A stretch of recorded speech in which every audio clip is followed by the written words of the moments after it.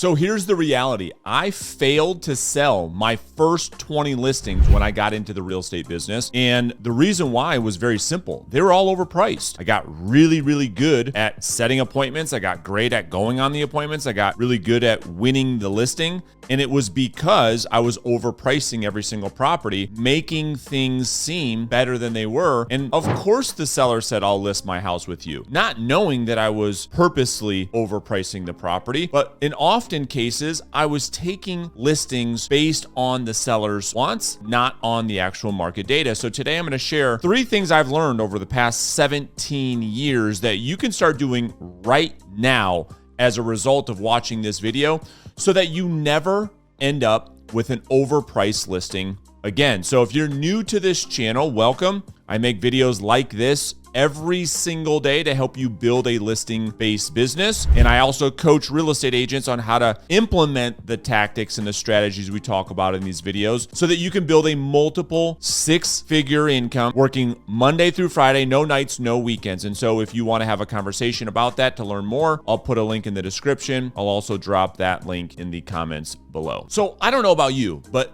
there is nothing worse than doing what you're supposed to do. You go out there, you're prospecting, you're having great conversations with people, you're working your rear end off, you set an appointment, you go through the entire process of taking a listing, you invest money into that listing, you market that listing, you're managing the emotions of the seller, you're managing your own emotions of carrying this listing because as you know, or maybe you're a new agent, you'll find out that there's a level of emotional intelligence you must have to carry a listing because that seller is betting on you to get their properties on the market, navigate the marketplace, and successfully get that property sold. And so there's a level of stress that comes with that. And there's nothing worse than going through that entire process to end up with nothing because we either overpriced the property or we allowed the seller to convince us to list the property at the wrong price, even though it was not in the seller's best interest to do that. So for me, when I went through this and I first got started in the business, and I just told you 20 listings in a row, I went through this process. I went through the headache. I got all the listings. I invested money in the listing, and all 20 failed to sell. Some I was fired, some expired and came off the market. And I remember this, and I saying this to myself, I'm like, I don't know if it's me or if it's just listing property. Maybe I'm just better off working with buyers. I come from the mortgage business. I could probably serve buyers better than the sellers. And lucky for me,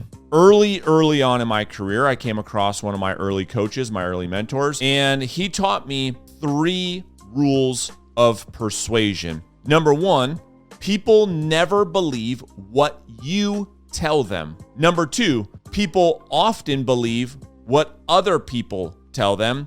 And number 3, people always believe what they tell themselves. And so after I learned this, everything changed. I literally never took a listing that was overpriced again. And let me unpack these, and I think the same thing will happen for you. What I was doing, the mistake that I was making, is I would go into a listing presentation before I really understood the 3 rules of persuasion, and I would try and tell the seller, hey, here's what we need to do to get the property sold. I think we need to price the property right here. Here's what I'm gonna do to sell the property. Here's what I need you to do. And what ends up happening is you create a world of conflict because when you start to tell somebody what to do, Mr. Seller, I think we need to price the property at this price. What often ends up happening, which I'm sure you've experienced, which is why you're watching this video, is they push back. We call that psychological reactance. It's when somebody feels as though their own ability or their own freedom to make their own choices is being challenged. And so many real estate agents that I see, that I talk to, that I coach, that I serve are doing that exact same thing. They're making the same mistake that I made. They go into a presentation, this is what I think, this is what you need to do, this is what needs to happen, and they're telling them, well, what's the first rule? The first rule is people never believe what you tell them because they believe that they're potentially at risk of being sold. And so they don't want to hear it. And so the first thing I would say as a takeaway of this video is take yourself out of the equation. It is never your price. It's never, here's what I think we should price the property at. This is purely, and I know you know this is purely driven by what? The market. The buyers are the ones that are determining value. So we have to stay out of it. I'm going to show you how to explain that in just a second. So we want to get out of the business of telling people what to do. The second way that you will be a lot more persuasive in getting sellers to price their home correctly, which is the key. You're helping sellers price their own home because, again, you're staying out of it. You have to get out of the business of telling people this is what we need to price it at. Okay, I'm going to show you how to do that in just a second. So the second way we can do that, the second rule is that people often believe what other people are telling them. So how can we do this in a practical way in the business of listing and selling real estate? Well, we can use third-party stories, which is a great way to do it, which is an option, which is simply sharing what you have done for other clients when it comes to pricing their property in a strategic way to position it in the marketplace to make that property the obvious choice and to ultimately get that property sold. So we use third-party stories, so it's not you telling them what they should do. It's you sharing, hey, here's how I've worked with my other clients. Here's some of the questions my clients have asked me. Here's some of the strategies I'm using with my other clients that I'll share with you. And you're sharing the tactical strategies that you're using with other people that the current person that you're talking to can resonate with. And they can start to make up their own mind. Okay, wow, I want an agent to do those same things for me. Now it's not you telling them, it's other people through those stories that are doing the communication. The other way to use this rule that people often believe what others say, not what you say, is to show them, is to literally get out of the business of telling them anything and showing them the reality of the marketplace. Well, how do we do this, Brandon? The best way by far, and we just ran a survey on our Instagram channel. No agents are doing this, but the best way to do this is to get the seller and schedule showings of the active properties that they will compete with when you hit the market. So if there are 3 or 4 or 5 properties that seller is going to compete with because they're in the same neighborhood, they're in the same city, they're a similar property, they're a similar price point, instead of trying to battle with the seller, that price is too high, my price is better, we need to do this, the house is never gonna, that's a battle that is very, very difficult to win. And all you're doing is yet again raising that reactance. So the better way to do that is to show the seller, Mr. and Mrs. Seller, I've scheduled 4 showings of the properties that we're going to compete with when we hit the market. And then you walk those sellers through those properties. You show them all the features, all the benefits. They know the price of the home. So the seller, for the first time ever, removes you from the equation. They can remove their emotion from selling their home, which all sellers have, and they can look at the truth. You're presenting them with an objective truth that the seller has indeed walked through a property, whether they admit it or not, that maybe those properties are far superior than theirs at a price that is less than what they're hoping to get. And no one needs to say anything about it, but the seller knows where they need to be in order to get their property sold. Now we get into number 3,